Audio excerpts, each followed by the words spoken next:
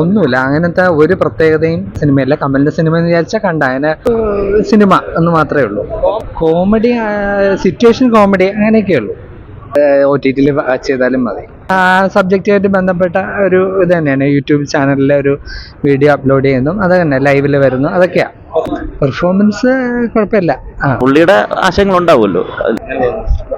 പടം വൈറലൊന്നും ആവാൻ സാധ്യതയില്ല. കുറെ അഡ്രസ് ചെയ്യപ്പെടേണ്ട തന്നെയാണ്. പക്ഷെ അതിൽ തന്നെ പിടിച്ച് കുറെ നേരം നീട്ടിക്കൊണ്ടുപോയല്ലോ തോന്നി. എനിക്ക് ഒരു ഇമോഷണൽ കണക്ഷൻ വന്നില്ല. എനിക്ക് തോന്നില്ല. കാണാ കുഴപ്പമില്ല, കഥയുണ്ട്. അധികം പോരാ അവിടെ, അത്ര കണ്ടോണ്ടിരിക്കാൻ രസമില്ല.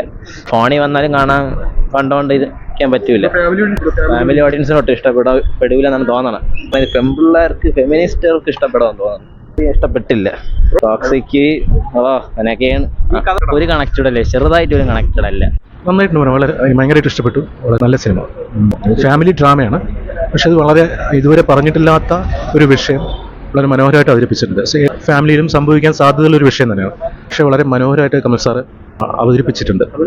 പണ്ട് കമൽ സാർ ഇങ്ങനത്തെ സിനിമകളാണല്ലോ ചെയ്തിരുന്നത്. പണ്ട് നമ്മളൊക്കെ സിനിമ കണ്ട് തുടങ്ങുന്ന സമയമൊക്കെ കമൽ സാർ ഇത്തരം സിനിമകളുടെ ആളായിരുന്നല്ലോ. അപ്പോൾ അങ്ങനെ നോക്കുമ്പോൾ കമൽ സാർ ഇതുവരെ ചെയ്തതിൽ ഏറ്റവും നല്ല സിനിമകളിൽ ഒന്നായിട്ട് വേണമെങ്കിൽ ഇതിനെ കാണാം. എഴുത്ത് മുമ്പേ പോലെയോ ഒക്കെ അങ്ങനെയൊക്കെ കാണാൻ പറ്റുന്നത്. കാരണം ഇന്നത്തെ അവസ്ഥയിലുള്ള കഥ പറച്ചിലാണ്. അപ്പോൾ വളരെ എൻഗേജിങ് ആയിട്ട്, വളരെ ഫാസ്റ്റായിട്ട് ഒരു ചെറിയ വിഷയം നന്നായിട്ട് പെർഫോം ആർട്ടിസ്റ്റുകൾ കൊണ്ട് നന്നായിട്ട് പെർഫോം ചെയ്യിച്ചിട്ടുണ്ട്. അതിൻ്റെ ടേസ്റ്റ് തന്നെയാണ് പുള്ളി പിടിച്ചിരിക്കുന്നത്. Correct set. സത്യം ഞാനത് ആലോചിച്ചു കണ്ടുകൊണ്ടിരുന്നപ്പോൾ. സാർ ഇത്രയും അപ്ഡേറ്റഡ് ആയിട്ട് ഇങ്ങനൊരു കഥ ബീജം സാറിൻ്റെ മനസ്സിൽ വരുന്നത് തന്നെ അത്ഭുതമാണ്. അത് വളരെ ഇന്ന് പുതിയ തലമുറ പോലും അങ്ങനെ ചിന്തിക്കുന്നില്ല. നമ്മളെല്ലാം ഇപ്പം ഫാമിലി ഓഡിയൻസിനെ വിട്ടിട്ടാണല്ലോ കഥ ചിന്തിക്കുന്നത്. പക്ഷേ ഇത് സാർ വളരെ നല്ലൊരു ഡിസിഷനാണ് എടുത്തത്. ഇത് വൈറലാവും, എയറിലും ആവും. ഫാമിലി ഓഡിയൻസിന് ഇഷ്ടപ്പെടും, പുതിയ തലമുറയ്ക്ക് നന്നായിട്ട് ഇഷ്ടപ്പെടും. പെൺകുട്ടികൾ എങ്ങനെ ചിന്തിക്കണം എന്ന് പഠിപ്പിക്കുന്ന സിനിമയാണ്. ഷൈൻ ടോമിന്റെ പെർഫോമൻസ് കണ്ടിട്ട് എനിക്ക് തോന്നി ചിലപ്പം സ്റ്റേറ്റ് അവാർഡിന് വരെ മത്സരിക്കാൻ സാധ്യതയുണ്ട്. അമ്മാതിരി പെർഫോം ചെയ്തിട്ടുണ്ട് ഷൈൻ. വളരെ നന്നായിട്ടുണ്ട് സിനിമ. പടം കുഴപ്പമില്ല. ഓരോരുത്തരായിട്ട് റിലേറ്റ് ചെയ്തിട്ടുള്ളതല്ലേ ഓരോ സിനിമ എന്ന് പറയുന്നത്. ഇപ്പോൾ ഈ ഒരു സിനിമയിൽ എന്നെ സംബന്ധിച്ചിടത്തോളം ഞാനിപ്പം കണ്ടപ്പം ഞാനുമായിട്ട് റിലേറ്റ് ചെയ്ത പടം അല്ല തന്നെ. എനിക്കത് ഭയങ്കരമായിട്ട് സ്ട്രൈക്ക് ചെയ്യേണ്ടതായിട്ടുള്ള ഒന്നുമില്ല. പക്ഷേ ഇതുമായിട്ട് റിലേറ്റ് ചെയ്ത ലൈഫിൽ എവിടെയെങ്കിലുമൊക്കെ ഇതുമായിട്ട് റിലേറ്റ് ചെയ്തിട്ടുള്ള ആരെങ്കിലും ഉണ്ടാവും.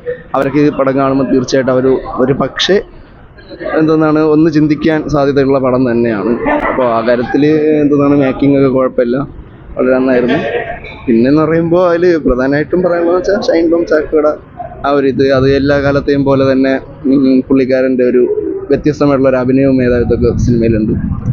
ഇക്കാലത്ത് ഇത് എടുത്തു പറയാൻ കാരണം എന്ന് വെച്ച് കഴിഞ്ഞാൽ ഇപ്പം പ്രസന്റ് സൊസൈറ്റിയിൽ എന്ന് പറയുമ്പോൾ ഒരുപാട് ടോക്സിക് റിലേഷൻഷിപ്പ് നടക്കുന്നുണ്ട്.